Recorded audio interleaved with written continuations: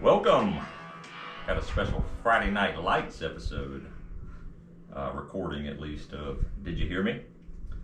I'm Sleezy on the mic again, and we're joined. I got a lot of men up here again this week. It's become a theme. But I'm joined by the sheriff, holding down the other end of the table. Longevity. Yes, and PackMan. Glad to be here. And then we're being really outclassed by a special guest tonight. Kalki Yalamanchili has been kind enough to join us. Appreciate y'all having me. I'm excited about this. Now we'll see it by the end of it. That sentiment has changed or not. We'll get into Kalki's got a lot going on, and we've known him for a long time. But we'll get into him in just a minute, so we give him all the time that he deserves. But first of all, I do want to mention Handsome Dave answered the call last week. Those of you that listened, all of you that listened, appreciate every one of you. Thank you, listeners. Yes. We put out a call for a fourth member of our marathon relay team, and Handsome Dave answered the call. Answered the call And put his money where his mouth is, and he signed up. So come January 28th, we will be tackling the marathon. Ooh. Piece by piece. Yeah. Are you ready, PackMan? Nah, I don't think I am, but too late now. Shout out Kelly Clarkson on the Piece by Piece. Good song. Okay. Here we go, left field. The dark-haired handsome folks are going to be taking that marathon by storm. Huh? Yep, Mama Sleezy ready to go. Probably gonna show us how it's done. She's quite a beast. So anyways, thanks Handsome Dave, and I do want to say the number one Juan also reached out, but wasn't fast enough, which is a good sign for Handsome Dave. Good sign for us. Good sign for Handsome Dave being that quick. Little lack of hair on Juan as well. Need more dark hair Juan to be on that squad. Hey, he's got a nice beard though. Beautiful beard. That is. So a little bit different, I guess, direction this week with the drink of the week.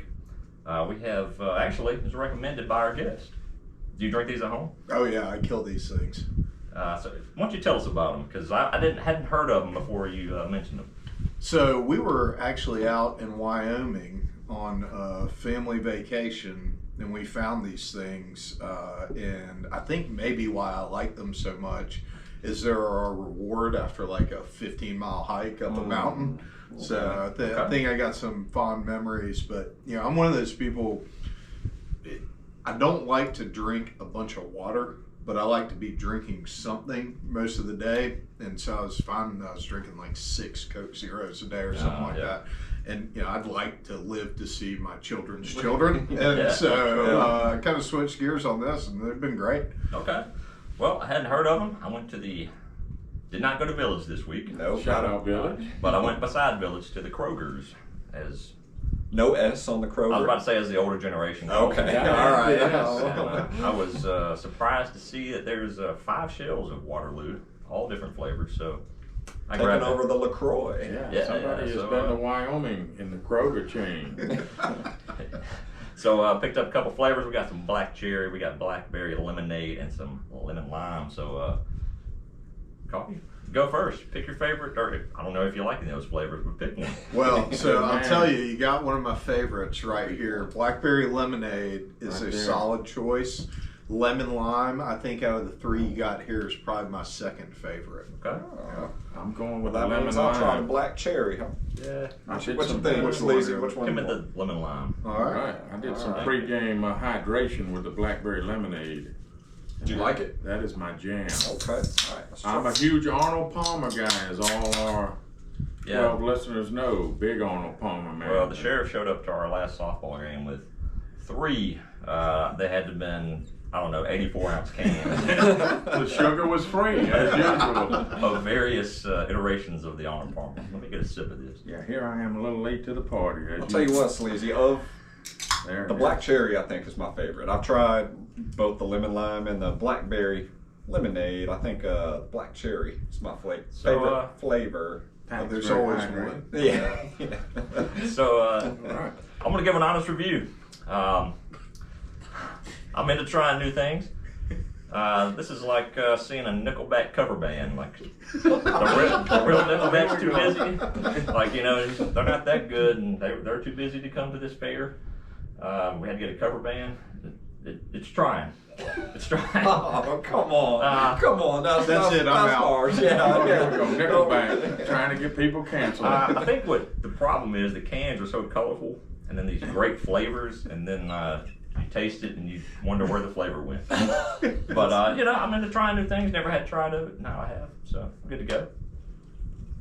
Ooh, thank you for your honest review. Hey, we're all about honesty here.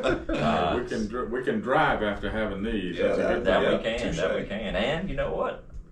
If you're into that sort of thing, like we have been in previous episodes, I think you could mix this with something and it would taste pretty good. Yeah. If you're into that. Yeah. Anyways, one more thing that we mentioned earlier this week, I think that Sheriff and I have been paying attention to. Georgia-Florida game tomorrow, this weekend, so by the time some of y'all listening to this, it'll already have happened, but the line has dropped this week towards the Gators. Georgia's still favored, but Vegas, not super confident in the Hairy Dog. They've learned the error of their ways with the Hairy Dog.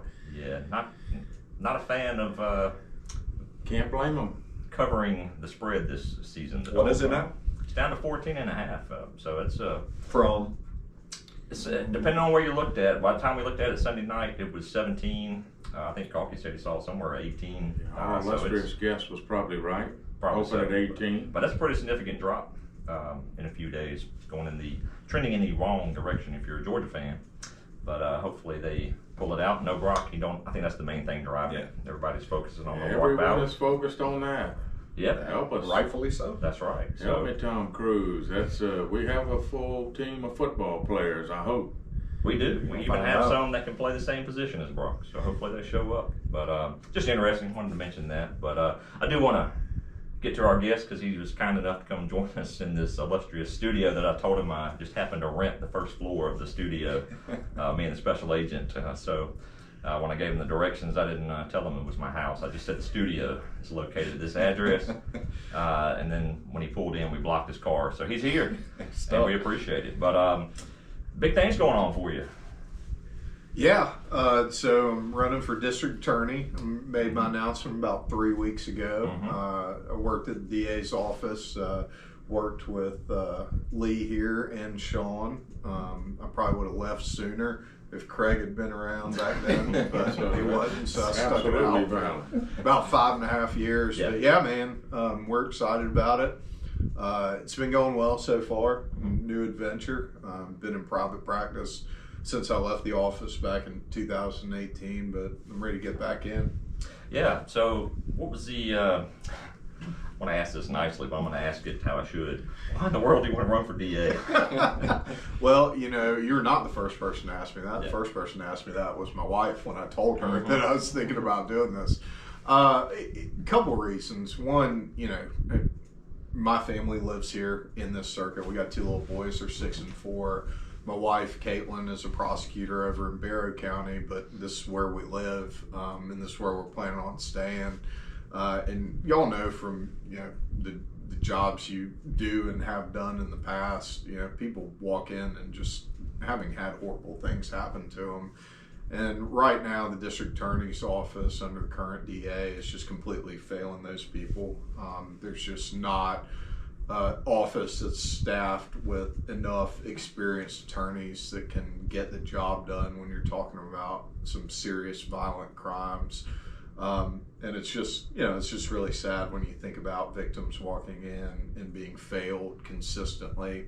But then on top of that, it's not just about that. I mean, I really do think this is a great place to live and work, and that we have everything that we need to have not just like an adequate DA's office, but a really good one that can be an example in the state for a circuit this size. We got one of the top 20 law schools in the country 2 blocks from the office. And there are just all kinds of people who are experienced and not new lawyers who would love to come back to Athens and work there. You just got to have the right leadership in place. Yeah, those are all good points. I got a little ahead of myself.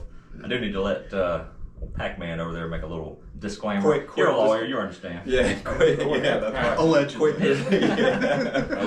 Thank you, Kalki. That's a shout out. So a lot of our listeners know that the sheriff and I here work for an employer that doesn't allow us to publicly support any political candidate. So we just want to get on the record and say that this is not an endorsement of anybody. You know, I think a lot of what we've been doing on this podcast is we know a lot of cool people that do a lot of cool things. And it's fun to get them in here and talk about the cool stuff that they're doing.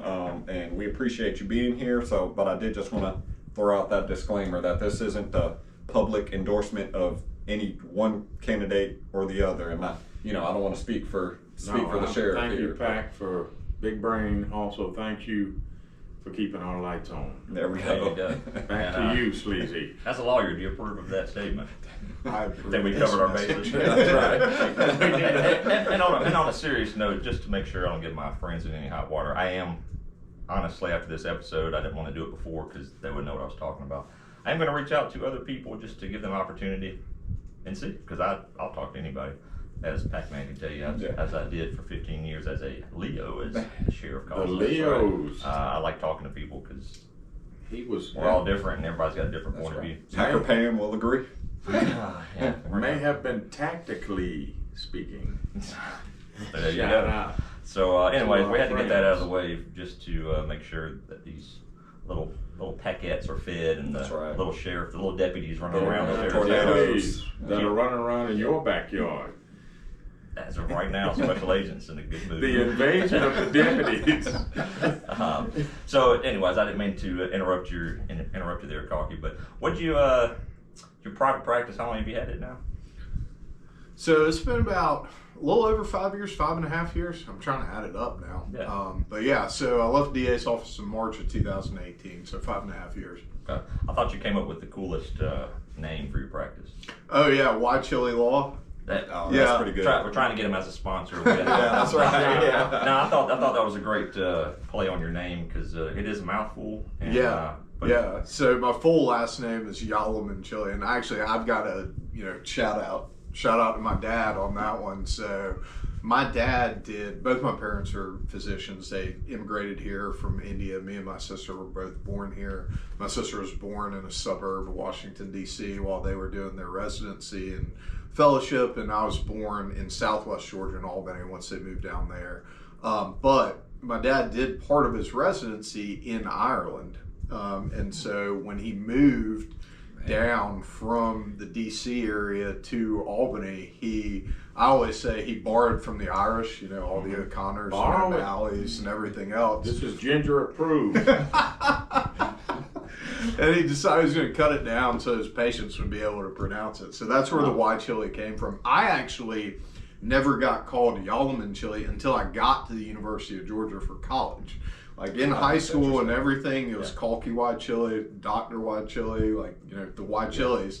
And then I show up to my first class at UGA and they're like doing roll or whatever, and they're like, Yalaman Chili? And it's like, yeah, well, I guess that's me. Yeah. yeah. It probably took him 20 minutes to pronounce that name here in the deep south. Yeah, man, how do you disappoint your parents as a lawyer? Oh, they're both physicians. Yeah, No, I'm just kidding. They're probably pretty proud of you. Well, I always tell people, for an Indian kid who's got two parents who are doctors going to law school, it's like getting a Mike Tyson face tattoo. It's actually like the ultimate act of rebellion. Yeah, get you a pet tiger. What does your sister do? You mentioned you have a sister. Physician? Yeah, no, she's Okay. not a physician. She does something much cooler than any of us, really. She's in television production. So, Oh, man. That, yeah. Hey, Yeah, right. Sign We'll her bring up. her next time she'll need be her. down here for Thanksgiving. We'll bring her in here. Hey, bring her in. Spruce the need her. place up. That's Wait, right. you need some comedic relief after the turkey? We need you in the boom boom room. Yeah. Shout out King. Yeah. So I'm glad you brought it up because I was trying to think of a way to ask it to not sound like a complete racist. So I'm glad you brought it up. But I was also going to bring it back to the sheriff. So Oh, boy. a listener who did not want to be named, who may be related to me, listened to the podcast and does not good watch one. most of our stuff. So you know how you listen to people on the radio and you come up with this vision in your head of what people look like based on their voice. Well, this person was shocked to see that the sheriff was not an overweight African-American man from Louisiana. And somehow he is from the Northeast. His voice doesn't match. Does not My make point sense. being, Kalki, somebody looks at you, that they don't expect that Southern drawl. Oh yeah, no, I mean, I get a great amount of amusement out of like having had a phone conversation with somebody and then meeting them in person, and like they're kind of looking around me to figure out where's the person that I was supposed to meet with today. Yeah, I had a similar experience yeah. with the first time that I met you. I saw your name attached to a case that we were going to be involved with together, and then we spoke on the phone, and I haven't recovered. I still haven't recovered. It's been 15 years. I still haven't recovered. It's effortless comedy, isn't it? Yeah. We could say that our guest is high functioning. We could. Well, the sheriff, just to give you a little backstory on that, the sheriff was told by a bartender at a movie theater Shout out. that his accent was a symptom of high functioning autism or ADHD. Could be both. Yeah, could be something. So he got diagnosed by a bartender. I don't know. We ran with it. I thought Kalki was going to say that his sister was the first female president of the United States. This is a very I know. impressive guest and impressive family. Yeah, well, much. she could be one day. Who knows? She's got a couple of Emmys. She just, Yeah. Oh my gosh! she what? keeps them in the box. Oh, what in the world? What's it? Is it Wayne's World? We are not worthy. We are not worthy. why did you agree to come here? I just trained I dogs. really like you guys. Yeah. Likewise. Yeah. He met me like 30 seconds ago, but I just trained dogs. And you're very good at it. We appreciate all you do, Sheriff. That's right. What was the biggest difference that you saw going from the DA's office to the private practice? Because you kind of, Good show. in a sense, not so, in the words of good and evil, but you kind of switched teams a little bit. Oh yeah, sure. Yeah, I mean, I think one of the biggest things, one is it's kind of like a different kind of stress level. You know, like if I don't have clients coming in the door, then paying those bills is coming straight out of my pocket. So, but it's also fun. You know, you eat what you kill, which is entertaining for sure. There are high highs and low lows with that, but it's gone really well, which I'm very fortunate for. And I've enjoyed it. You know, there's more flexibility there probably is one of the bigger things as well. One of the biggest differences probably is traveling around to other circuits. So other counties where I didn't practicing in front of a bunch of different judges, and managing all of that. And then the business side of it, you know, that's why I left the DA's office. I left on great terms with my former boss, Ken Malden, who's previous district attorney. Left on really great terms with everybody that worked there too. I'd always wanted to work for myself, be my own boss. And so at that point, the option that was available to me to be able to do that was to go out and start my own practice. Oh, that's awesome. Yeah. It's the idea behind this podcast, although I'm in the hole a lot. Hey, that's okay. So, that's interesting. And then, well, you can kiss a Waterloo sponsorship goodbye also. So. Ruin that real quick. And the favorite drink of white chili law. That's gone. Yeah, that's right. Really, Sue us. Yeah, really not doing But we good know job why here. chili. So, I should say, you know, I've got a law partner now, and we have a different firm. It's HY Law. Oh, okay. But yeah, started out White Chili Law until I merged practices with Adam a couple years ago. okay. All right. Well, High law. yeah, not as catchy, but it's still a good I like that. I did some counter surveillance and I saw high law. Okay. All And the right. pun is intended and I like it. Okay, Sheriff. Big Brain is also a fan of high law. That she is. Kalki Big Brain is his wife. She's Oh, a okay. very Okay. yeah, that reference. She's a very accomplished lady. She is. She's a doctor. Craig somehow Nurse married. practitioner. Yeah. Excuse me, But but he she's somehow married way up, and Way. why she married him, nobody will ever know. But Hey. Big Brain refers to how smart and how Gotcha. accomplished his Yeah. better half, way better half. Well, is. I know both of y'all's wives. I don't Yes. know Big Brain, but I would say I think we've all married up That's significantly. absolutely Yeah, correct. yeah, 100%. In the word- in the words of her grandfather, you can marry for love or money or both. And I definitely got both. Very romantic there from the sheriff. Thank y'all for that. Yeah. So with this announcing the run for DA's office, we're not even a year out. I mean, we're over a year out. What I meant to say. It's almost like a marathon, like we're going to be running. Now it's a long time. I mean, you got to, but I know you have to build your campaign. I'll let you talk about it, but I know a year to me is a long time to be focused on one thing, and then have life in the background as well.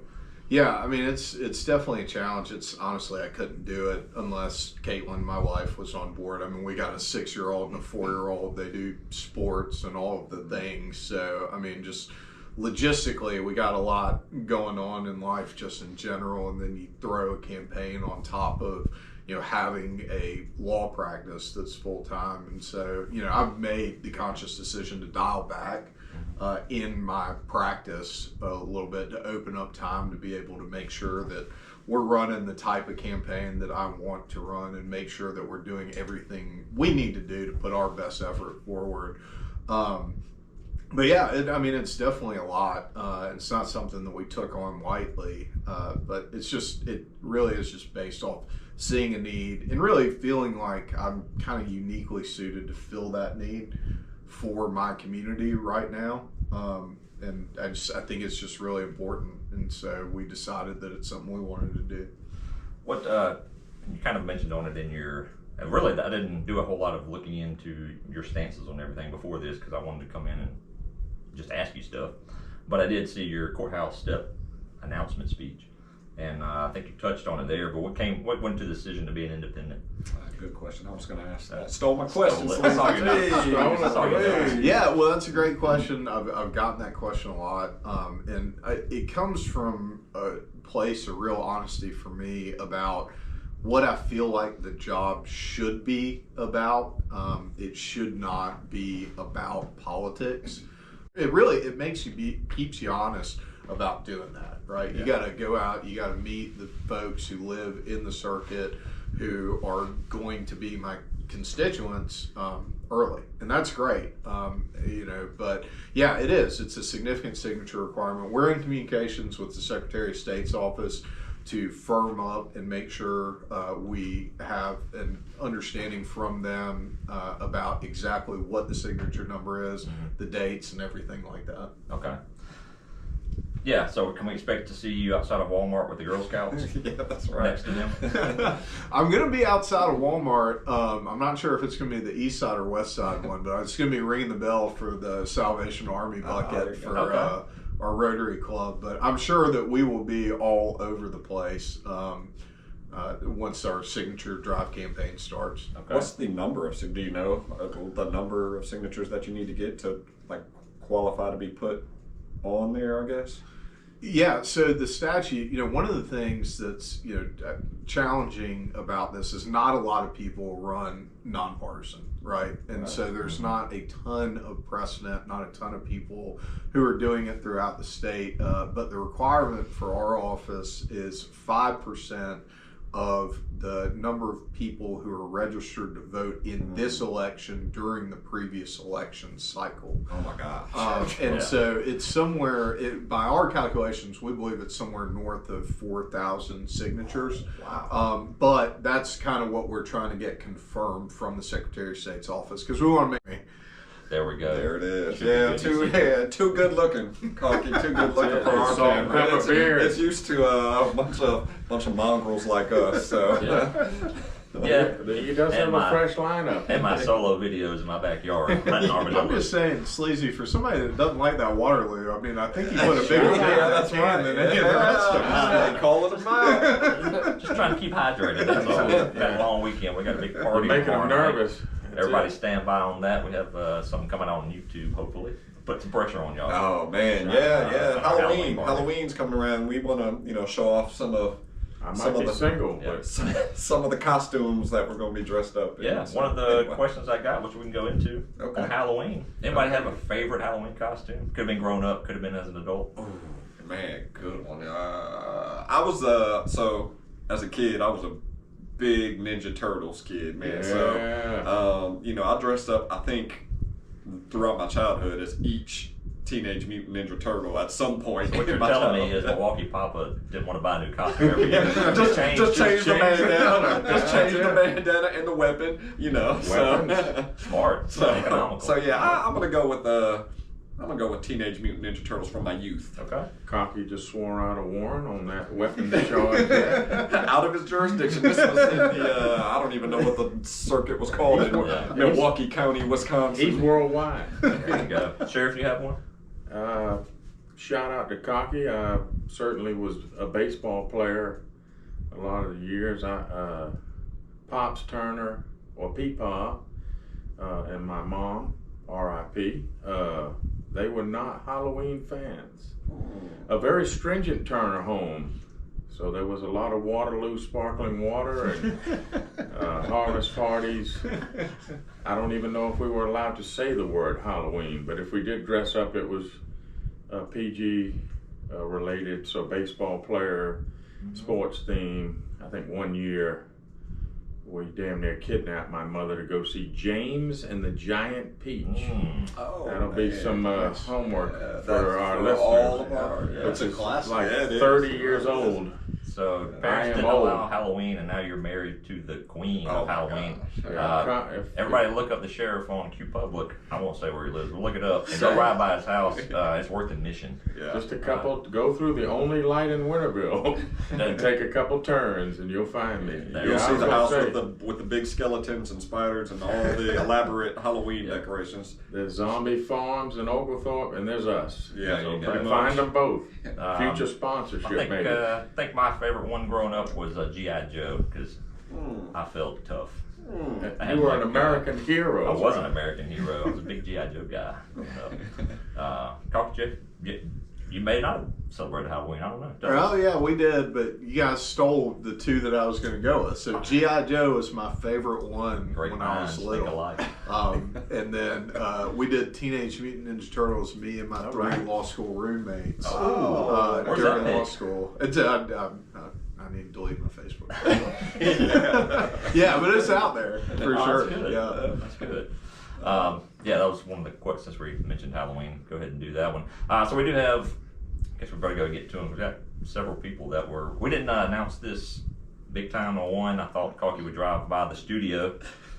Keep driving. Hit a U-turn real quick. Yeah, so I did. And then he's a busy guy. I didn't want to put any pressure on him in case something did come up. So we didn't do a big announcement, but we did do some small announcing to select individuals, and they were very interested to hear what you had to say. So some people had some questions. Yeah, Go ahead, Pat. Put Yeah, him on the spot. I can start off. So a lot of the questions that I got. So and shout out to the listeners and the people on Instagram. That's a huge response. I'm actually not going to be able to get to all of these questions Next that week. they submitted, but we will answer them next week or in the upcoming weeks. But there are a couple questions that are kind of related, so I'm going to do a two-part question. The first one coming from the special agent herself, and this one is specifically for Kalki, and then the second part I'll get into and I'll open it up to everybody. But you probably kind of touched on it a little bit earlier, but what or why did you want to become a lawyer? Yeah, that's a great question. I started out college pre-med, and I just found that I wasn't really enjoying the science classes I was taking. You know, I made it all the way through taking both organic chemistries and biochemistry and everything like that before I realized, you know, this isn't really what I'm interested in doing. And so I switched majors to political science. And I've always been really interested in government, interested in, you know, issues that are raised by the Constitution, interpretation of laws and things along those lines. And honestly, I think a lot of that comes from my parents as well. I mean, they're doctors, but I mean, they're immigrants who have like this incredible fascination and love of the American form of, you know, democracy and, you know, civil society and the rule of law. Because I mean, in India, especially back then, when they finished medical school and they were getting ready to leave, my dad always tells this story, kind of like an anecdote of, you know, he had this friend in medical school, who was trying to get a visa. Back then, if you graduated as a doctor in India, you were trying to leave for the most part. Go to Europe, go to Australia, go to the United States if you can. And so they're all going and they're applying for visas. And his friend goes back to the same office like 2 or 3 times, and every time he leaves and he comes back, it's like, no, they said I couldn't get my visa today. Like, I got to come back tomorrow. And finally, after the 2nd or 3rd time, his friend said to him, like, well, did you pay the guy his bribe? And it's like, what? No. And it's like, well, that's why you're not getting your visa and you're having to come back over and over again.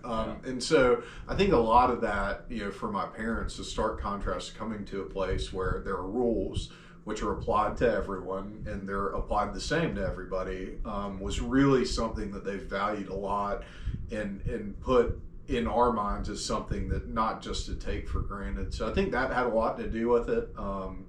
You know, and I like debates. I like having, you know, arguments, not in the sense of yelling at each other, but, you know, having debates and discussions about what this means and, you know, how should we handle this and how do you interpret that. So, I mean, I think that's probably what drove me to law school. Yeah, that's Good answer. Yeah, very good answer. He's out here throwing verbal blows. No. So, Ninja Turtle costume. yeah, that's right. That's it. Next Halloween, Kalki and I'll be 2 of the 4 Ninja Turtles. Oh man, that Ninja Turtle costume too. We like broke open these glow sticks and like slung like the stuff on the costume. Oh So man, you're way we, like, more high blow tech up. than I That was. stuff smells terrible. I Like, don't ever break open a glow stick and put it on well, something. you just given my kids an idea. Yeah, Thank man. you, You gotta be Kalki. lucky to be alive. Yeah, I'm going to piggyback off that question and open this one up for everybody because it's somewhat related. But Gary Lee Crosby asked Crosby. if you could have any other job, what would it be and why? So I'll start with you, Sleezy, because you know you recently have transitioned from one career to another. Not my dream career, but I'm making it. Yeah. If I could do anything, I'd do something with baseball, like a minor league team. I'd run one. That would be a great time. You mean podcaster? Oh yeah, Wow. I'm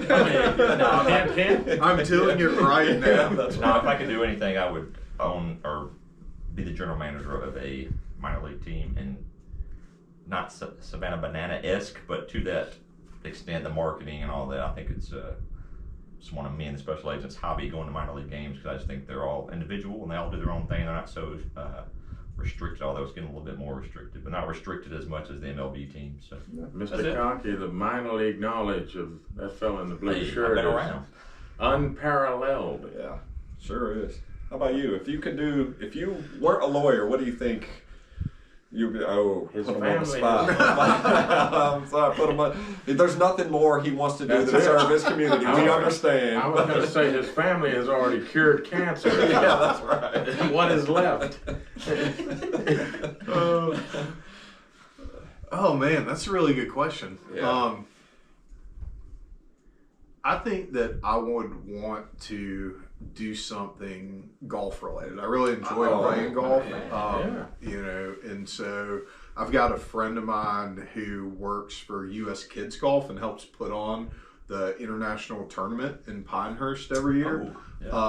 For, you know, kids of all ages that fall under that U.S. Golf program. And I've always thought that is a really cool job. And then my father-in-law and his son put together like college golf tournaments. I think college golf tournaments for a little while. So I've always thought that that was really cool. And, you know, if I could get some kind of job with, you know, the PGA of America or something like that, that would be a cool job.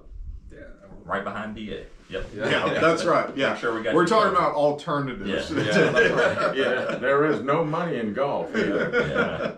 Wink, wink. Yeah, that's right. Sheriff, how about you? I was gonna go last, Pack, but and I've already. Not anymore. We'll say I was gonna make a joke involving the boom boom room, but I am not Let's qualified not. for that job. Lee's already taken the baseball. You can be my assistant. I could be Billy Bean's assistant or Sleezy Bean. I would probably. I think an ER doctor is really cool. Obviously, with what we do for a living, not our sign, but our profession. Leos Obviously, the majority of the time that we are at a medical facility, we are in the emergency room for obvious reason.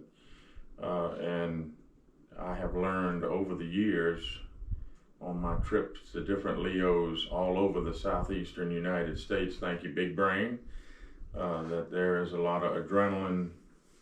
And obviously, if first responders are bringing someone to you, then time is ticking. So the way my wife has described emergency room doctors and how they're full of themselves and very short, and all the ways that she describes me, I think that would, she's gonna quit listening as soon as she hears me wanting to be an ER doctor.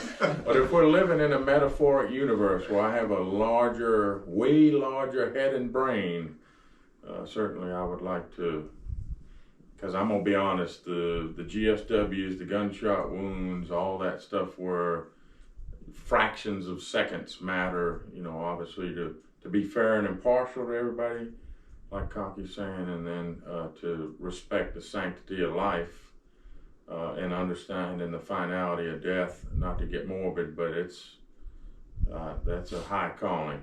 Yeah. So thank you to our medical professionals. Man, Go ahead, Pat. That's wouldn't have guessed that one. way too deep. Yeah. What you got, I Pat, did man? not I'm expect inspired tonight. that. Yeah, I guess so.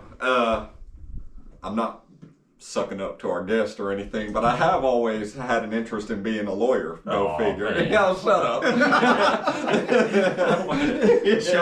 Yeah, Pat is also inspired. I also, this is not my pitch for employment. I don't even have a degree, never been to law school, nothing like that. So I'm not here sucking up to Kalki for a payroll spot in his law firm or anything. But Wink, wink. I think, you know, I oftentimes find myself, you know, in cases, I mean, a lot of y'all know what I do, and, you know, think about how I would do things or how I would present things. And it's just, I don't know, it's an interesting profession to me. And I like to argue with people. I mean, kind of, you know what I mean? I like to disagree. Sometimes I don't even believe in what I'm saying myself, but you know, if I can disagree, You're then the devil's advocate guy. yeah, just playing devil's advocate here. But so you know, I don't know. That's always been a career that interested me, and you know, but unfortunately, I am not a good student, not a good college dropout here. So that's probably a dream that I will never fulfill. Back years ago, and PackMan and I were in a small unit in Waterloo Valley. I can't remember the exact term he used. We used to call PackMan a dynamite thrower. He just throw a grenade. He'd throw a grenade in the middle of a circle with a comment. Everybody would start arguing around the comment, and he's gone. He's in the corner watching and just laughing. But that was his specialty back then. Waterloo Valley. We might need to call him Bootla Valley. Shout out Swole Valley. Showed up to the ball field, watched a couple of his nephews play Little League. Picking on me about my... Oh, really? Terrible. That's like a shark bit him on the back of his. That's an epidemic that's going around. Let's don't talk about it too much. Shout out, Doc Lolliday. That's our biggest fear. Don't stand up from the chair too fast, Scott. We'll have to carry you out of here. Yeah. What do we got? We got time? You got some? I do have a couple that I think are important, and because you know it's kind of goes in the same vein as firemen, police officers. For 90% of the population, those things don't affect their lives until they do. You know, it's a very small percentage of the population that has constant contact with those type entities. So on that regard, this question's for you, Kalki. This is from Megan Cochran, big listener down towards your ways. Oh yeah, South Georgia. All right. She wanted to know, and UGA graduate, and so a lot of ties to Athens, so she's interested to hear what you have to say. But how does a district attorney, how does that affect just a normal person that goes to work every day? That's a great question. Yeah, it is. It's a great question. I mean, it's similar to what you were saying, Lee. You know, a lot of times people think that it doesn't affect them until it does, and then a lot of times when it does, it happens in a really severe way. I think it's important for any community, even if you're not directly touched by crime, as the victim of crime, or having a family member that's accused of committing a crime. too, to have an effective system of justice. And the district attorney prosecutes in Clark County all of the felony offenses and then misdemeanors that are associated with those felonies. And in Oconee County, they prosecute the felonies and the misdemeanors. So I think even if you don't realize it directly, it affects everyone when you're living in a community where there's not an effective justice system. So even if it doesn't touch your lives personally, it's going to touch the lives of the people that you are interacting with. And when they have been negatively impacted by the justice system because it wasn't administered properly, it's going to leave them with a negative feeling. And so the same way that something that affects your neighbor's life may not affect you directly in your mind, I mean, we're all connected when we live together in a community. And so, I mean, I think it can have an impact on everyone, not just the people who are directly involved. Okay. What's the expression, Sleezy? I'd rather have it and not need it. Correct. Than need it and not have it. And certainly that has many meanings, including some equipment for the Leos. But right. I mean, a good justice system is certainly would apply that saying. Go ahead, Sleezy. No, it is. It's one of those things that you don't. We had a friend who was the victim of a crime. And this kind of reason, and her hit and run.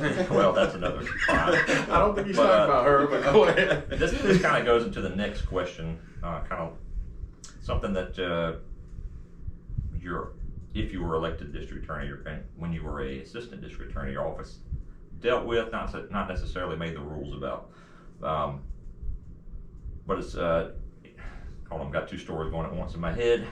High functioning. Stay with it. Stay with it. You're right. I believe in you, lady. Yeah, it all wraps in together. So basically, this person was a victim of crime, never been involved in the criminal justice system, and their experience, and this was before the current DA, so this is not even a slight against a potential opponent or anything. It's just the way the court system works.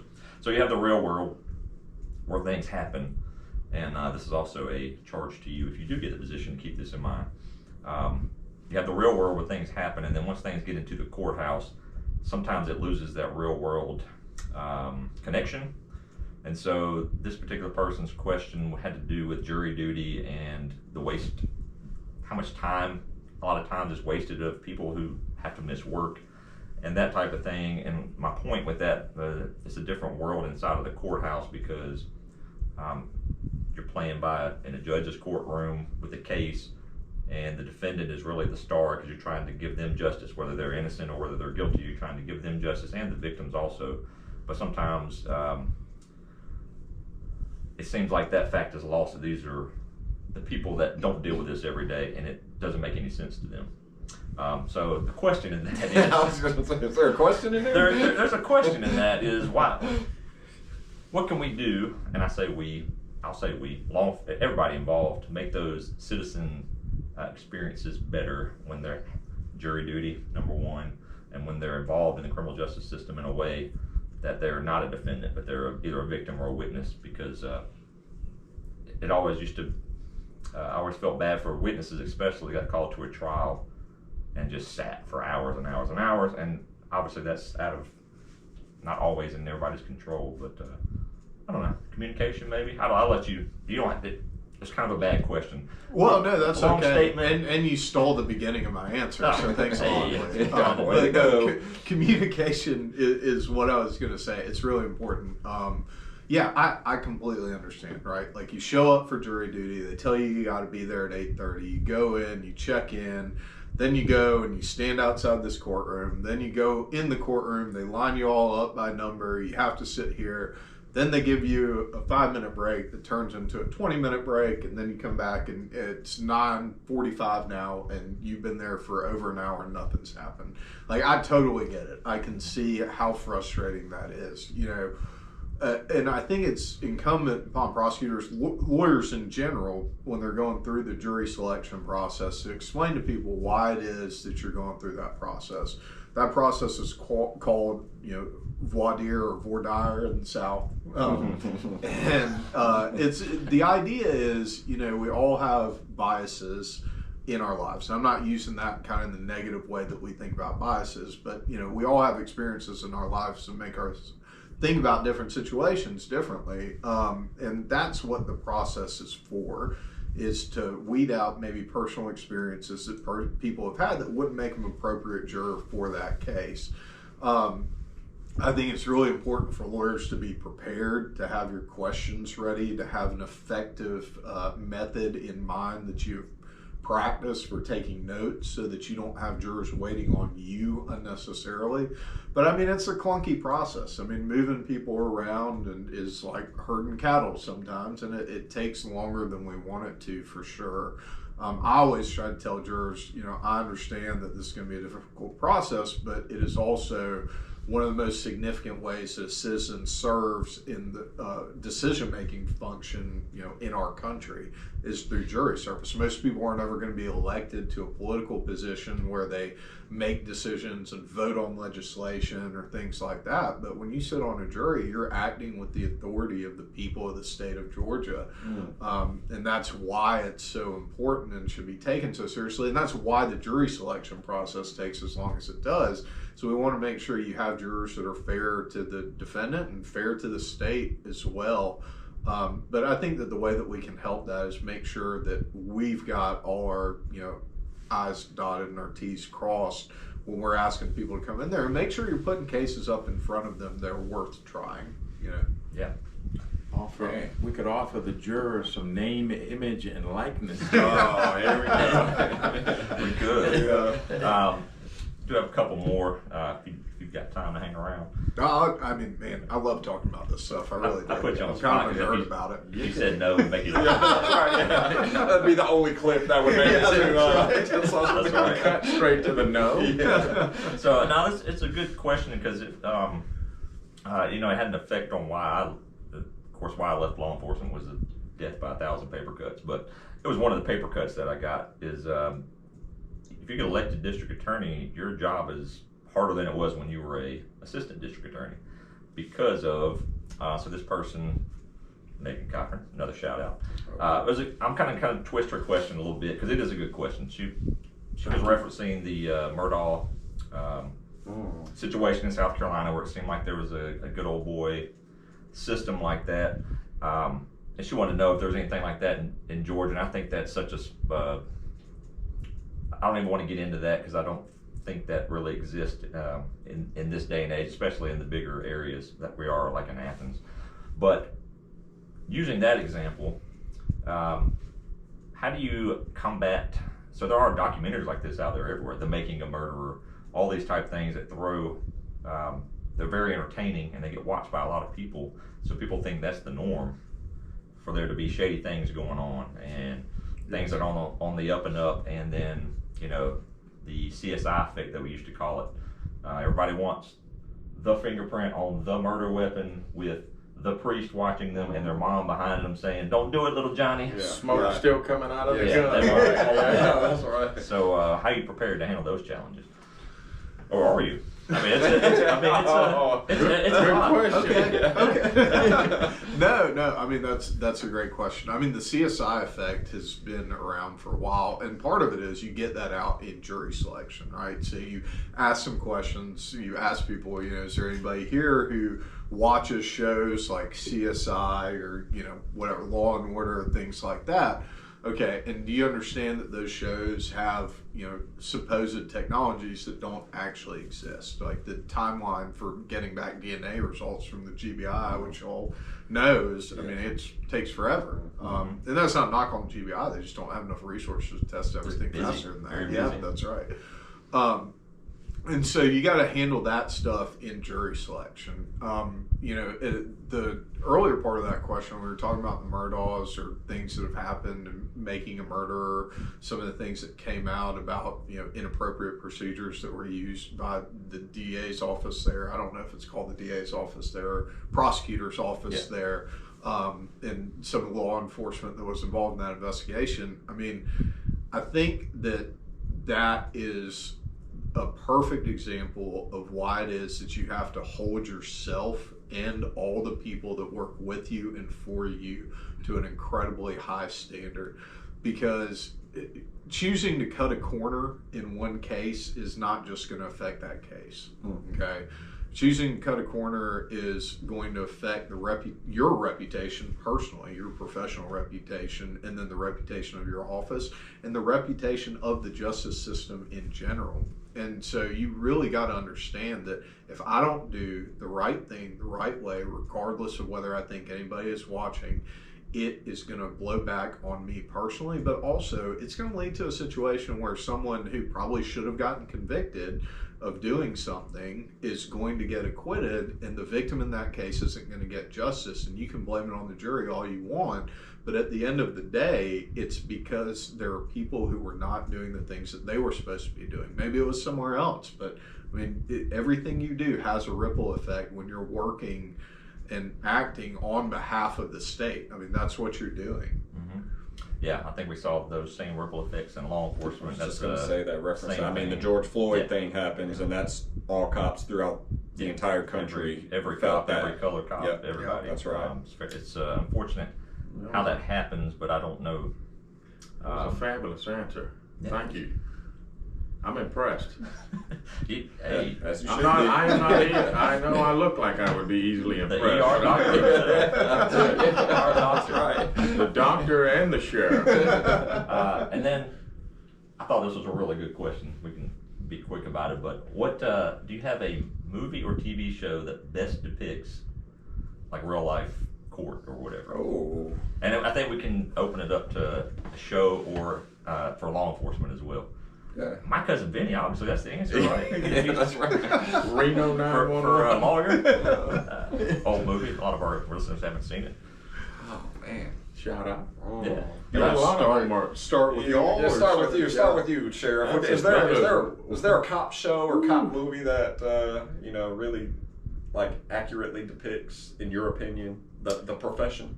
I've already been way too serious with the ER doctor comments, and I'm certainly going to take it on the shins for that. If anybody knows my low level of intelligence, I'm a huge End of Watch fan. That's Yeah. a good one. That's a good one. I will say, and shout out to our guest Kalki for kind of hitting on this.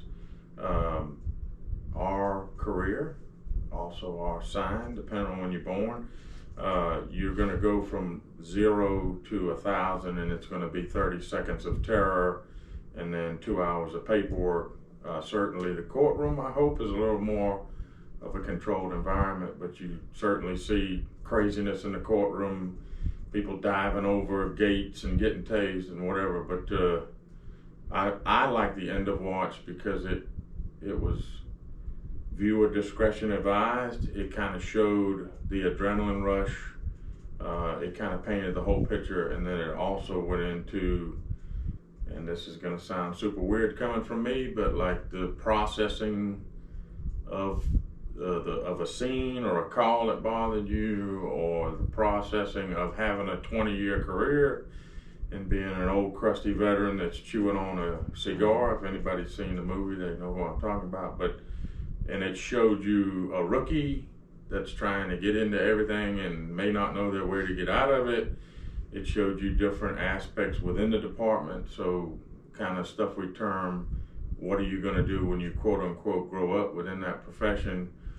It did not show the courtroom side of it, but I thought it was a pretty, kind of a peel the curtain look at all the different levels. And certainly I'm not slighting any other career. We need all the careers, and all the careers are careers because they have those different levels in that room for flexibility, and certainly a lawyer is one of those. But Thank you yeah, for your huge. quick answer, Sheriff. Sorry. No, well, I really like End of Watch. on that note, I think End of Watch also did a good job of depicting like the banter and back and forth See? between Yeah. officers. That is Pack's a good got one. my back. I'll be quick. For me, Yeah, I was super quick. for me, I think the one that best depicts me is probably Bad Boys 1 through 3. Yeah. Just trying to stay alive, Pack. Just I would equate myself to the Will Smith character of Mike Lowry, so I think that's an actual representation of what it's like for me. So that's my answer. You said that with a straight face. He's just running and gunning. He was practicing. Yeah. Like I said, Kalki, get those warrant templates drafted up for Mike Lowry over here.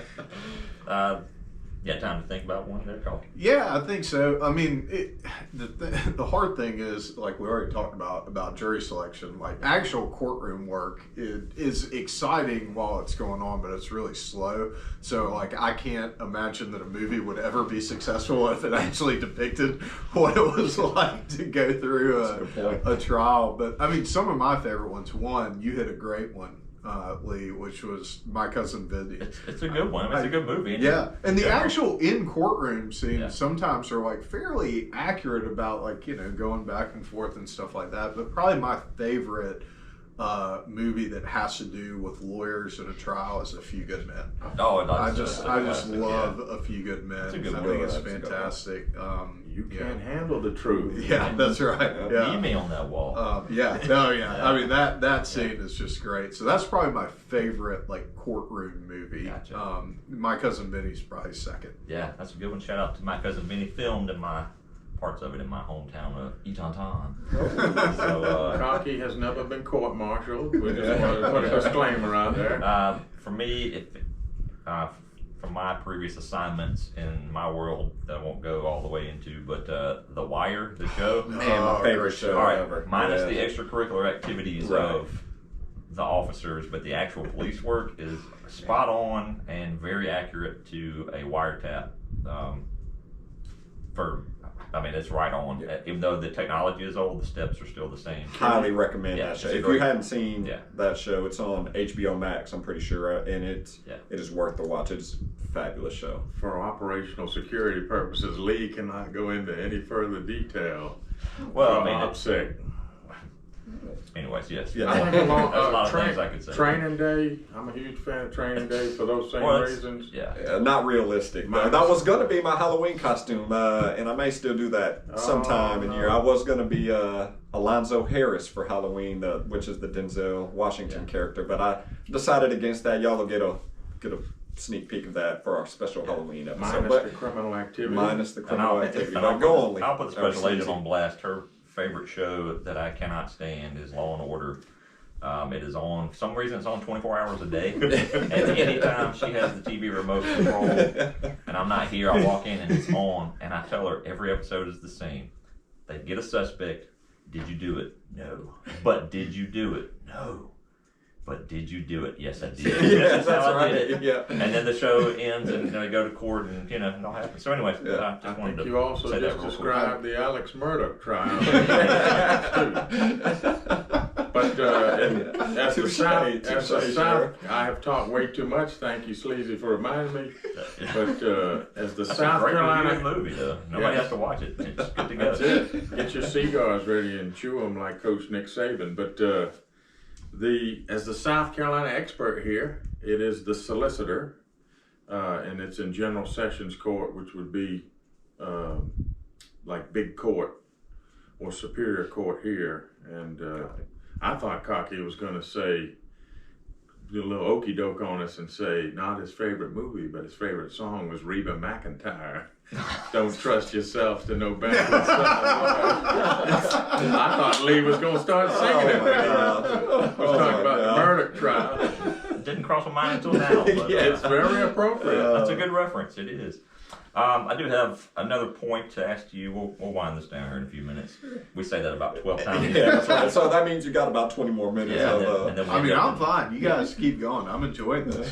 So I think one of the challenges of whoever wins this next district attorney, even if it's the incumbent who wins again, is there's been a lot of relationships that have been strained, we'll say at the very least, and I think it's made everything worse on a large level.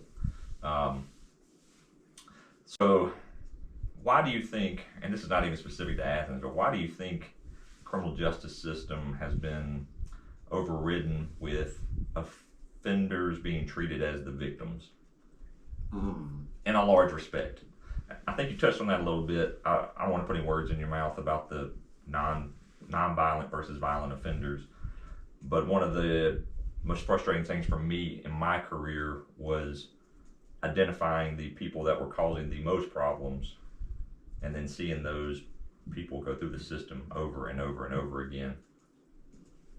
When at the end of the day, at what point has society suffered enough where we can't help this person, they need to go away? My questions are not very good tonight. I guess what I'm trying to ask is, where do you think that balance lies in between helping an offender, and I think you've kind of already touched on this, but where does the balance go in trying to help a offender not reoffend, but then also protecting the community? Because at some point, you can even go to crimes that don't affect people. Let's just say breaking into cars, which is an annoying thing on a lot of levels, but somebody does that over and over and over and over again. At what point do we say that they're not going to stop, even though it's not a violent crime and they've been given all the resources? How do we handle that situation? Do you have any thoughts on that? The Waterloo is running through me. That is it. Tough. That's a. I put him on the spot. Yeah, he said did. no You saved boundaries the on easy questions. ones for the last. Yeah, No, yeah. I love it, man. Yeah. There are questions that need to be answered, Yeah. and they're fair questions. So first, I think it has to be a case-by-case determination, right? Each person, you guys know this, y'all did the job and are still doing the job. But it's got to be a case-by-case determination, and a lot of it has to do with that individual who's been charged. The nature of the system is a system in which the design is to protect the accused against the overuse of government power, however you want to designate that. Yeah, So just right. by its design, it is geared towards providing the accused with rights and making sure that those rights are not violated. So it can oftentimes seem as if, there's more consideration for the defendant than there is for, the broader impact on society. And that's by design. I mean, it is. But that obviously can be frustrating. When you're talking about folks who've committed nonviolent crimes but have been connected with resources and have just not taken advantage of them. I mean, in certain circumstances, once somebody's had a ton of opportunities in order to address whatever the root causes are, all you're left with is confinement. But at the same time, we still have to understand that person's coming back into society. You mentioned breaking into cars, entering auto is a 1 to 5 felony. So Right, even if right. that person gets the max, Right. they're coming back. So Right. part of it isn't just trying to help that person. I mean, that is one of the goals, but part of it is understanding that, regardless of whether or not you feel super motivated to help them, we need to try to do something to mitigate the root cause because they're coming back into society anyway. But I can completely understand that. And the truth of the matter is too, especially with property crimes, a lot of times the people who are the victims of those crimes are the people who are the least equipped to deal with their car getting broken into and damaged to where they can't drive it. If they're living in the same, oftentimes low-income neighborhood that the defendant's living in, and they can't get to work the next morning, a lot of times they're not working for employers who are going to be very understanding of that. And if they lose their job, they don't have a cushion of savings that they can fall back on until they can transition to their next job. So I think we also need to be conscious of the fact that a lot of times, even though there are things that there are property crimes that we consider to be nonviolent, they're much more impactful for the victim of the particular crime than maybe they would be for someone who had more financial resources Right. available to them. Yeah.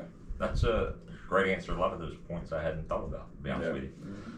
Because, like you said, they're coming back one way or the other. Yeah. As frustrating as it may be sometimes because, anyways. The point is, very few sentences are life in prison without parole. Correct. Like that, the vast majority, almost all of them, are not going to get sentenced to that. So to your point, most everybody that offends is going to come out. So what do we do to help them not reoffend and not, just be kind of a drain on society? So it is a balance. It is a balance, and it's a tough job. And we don't envy you for having, for potentially having that task. It's a tough task, and not if y'all got any more topics, that's fine. But the last topic that I'm going to talk about with you is, and I'm very passionate about it. Probably do a whole episode on it because I've seen it from the beginning.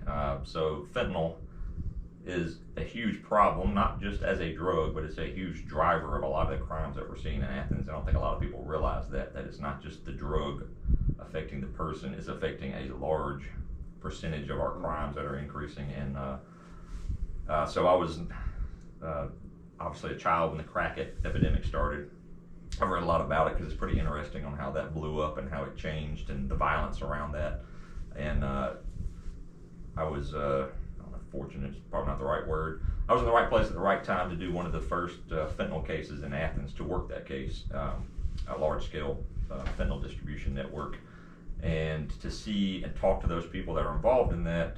It's pretty eye-opening on how this drug has taken over. So with that being said, do you think the treatment and accountability courts are being used properly right now?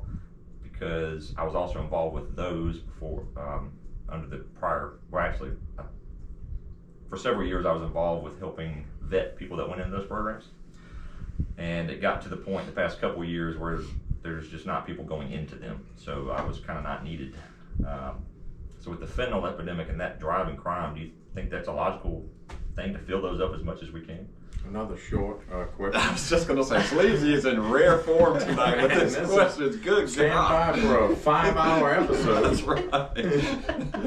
Yeah, I do think that we are underutilizing it as it relates to fentanyl in particular. The felony drug court would be the court that the district attorney's office helps to manage who goes in and out of that drug court or of that treatment court, that accountability court, and it's absolutely underutilized right now. I guess people don't, because several people probably know what we're talking about. Oh, yeah, Can you give a little yeah. background on that? No, that's a great point. Thank you very much for pointing that out. Yeah, so an accountability court is a specialized court in which a group of participants, I think that the felony drug court can have up to 35 participants in it, but someone who's committed a crime, a nonviolent crime, and whether that's drug possession or sometimes a property crime, such as an entering auto or burglary or something like that, but has been identified as someone who's suffering from a substance abuse issue,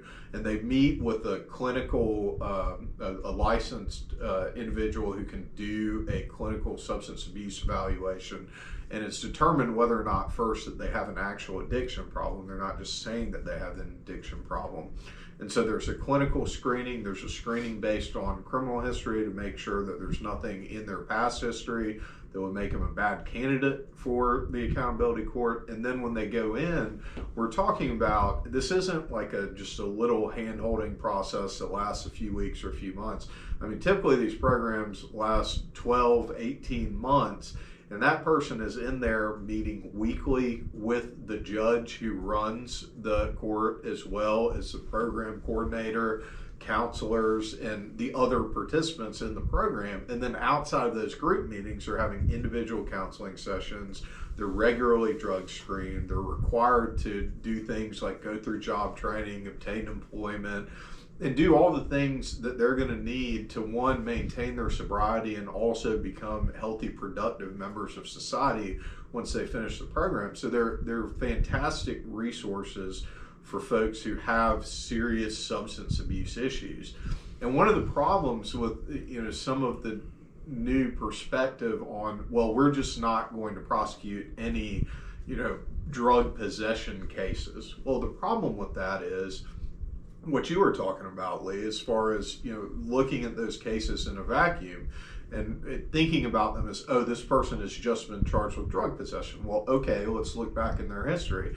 They've got 3 misdemeanor shopliftings, 2 entering autos, and some other theft-related offenses in their history. So they're not just possessing drugs. It's highly unlikely that they've stopped doing all those other things because they're all behaviors that are indicative of someone who's trying to financially support their drug habit. Good point. Very good point. And so, that's why you need to, when we say prosecute does not mean seek the maximum sentence available for the crime that's been charged. It means to find the appropriate outcome under the particular circumstances of that case. And so when you say, I'm just not going to prosecute any drug possession cases, I mean, really what you're saying is I'm going to fail to fulfill my duty to try to find the appropriate outcome for those cases.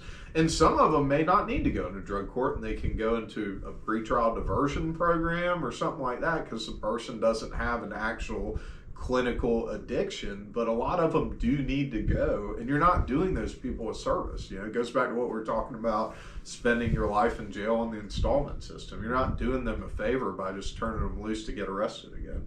Yeah. Well said. Very well I said. need you to repeat that last, the drug prosecution like 50 times. Yeah. That was Well, fabulous. a lot of people don't realize. All right, I won't be long-winded. Here we go again. A lot of people Man, don't realize- listeners, your battery, get your chargers. Well, your phones are gonna die. It's kind of like when somebody says with all due respect, Yeah, like, they're not about to say. Here comes something No, disrespectful. All I was going to say is It's a in lot, the of people Geneva don't, Convention. a lot of people don't realize that a fentanyl addict needs anywhere from $100 to $180 a day just to maintain, not even to get high anymore, just to maintain their addiction. And if you add that up, that's a lot of money. That's more money than a lot of people make in a year, and they don't have jobs because they have an addiction. A lot of them don't. And so that spirals into what I was talking about. Other things increasing because they have to get that money somehow. And usually it's through illegal means. So I think it's important to not put your head in the sand about that issue, because everybody agrees it's an issue. But I don't think we've done an effective way of trying to help some people, because these treatment and accountability courts and drug courts, they're hard. People will tell you they're hard. They actually want you held accountable. But the people who have been through it, and successfully completed it.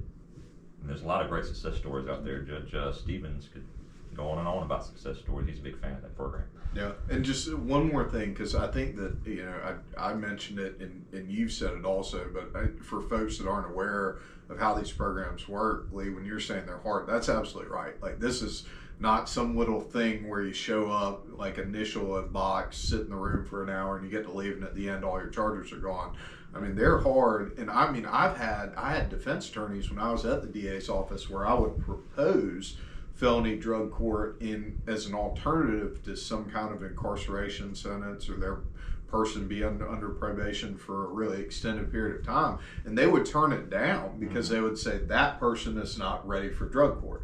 They don't want to go into drug court, so I know that they're not going to be successful there, and so I'd rather just not put them in, because the judges do give out serious sanctions when people fail out of drug court. Yeah, That's interesting. Yeah, take the time over going to it's a real treatment thing. and accountability. Just to court. lighten the mood, speeding is an addiction for my wife. I'm familiar with all this. Send her to accountability court too. Kalki, I'm gonna need you to make a house call for the speeding addict. Mr. Kalki, excuse me. I do have a lot more questions, but for the brevity of time, we'll free you from this kidnapping that we've done. Lost your car in the driveway. But I Any questions? did have, I wanted to help you out because I'm a nice guy. And so, also everybody can tell I didn't have a very busy week. I was able to come up with some campaign slogans for you. Oh my God! Is this the time we walk out of the Yeah, room? and you can use these. If you do use them, maybe just give me a shout out somewhere. But, Mention the pod. Did you hear me podcast? yeah. So, this one's a pretty good one. It gets to the point. His name is hard to spell, but the choice is easy. Kalki Yalamanchili. I like it. Yeah, I like it. yeah. That's snappy. There you go. So this one we kind of saved this one for next year, right before voting season, because This is ridiculous. Man, this is great. This is very King-esque over here. get your sweaters out. The weather's getting chilly. Oh, Yalamanchili. Oh my God. This is not campaign slogans. This is dad jokes. Not getting any yes yet, but I got a couple more. We'll get to those.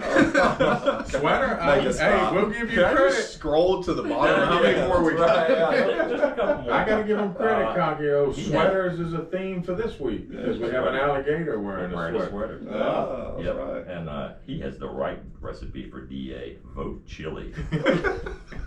I thought it was pretty good. Got in there. That's number 3 out of the 3. Shit. Not good. All right, well, let's go. And, We gotta get your game up. Yeah, and we got 2 more, and then we'll get Oh out my of here. God. I had questions. Well, go ahead. Go ahead. I want to hear the dad jokes. No, I'll save the last one for the end because that way he can't leave. I mean, he can leave, and not because of that. So go ahead there, Sheriff. In a typical sleight of hand trick, I will be the one asking the short questions, and Lee's going with the. You're already off to a bad start. The only thing that y'all really haven't hit on that obviously the Leos deal with and society in general. I love the classic city. I want to live here for a long time. Shout out Scott Bobby, but homelessness. I'm just going to throw that topic out there and let you take it where you want. That's obviously an issue not throughout this entire community, but it is an issue. How do you feel about homelessness? How do you define it? How do you fix it?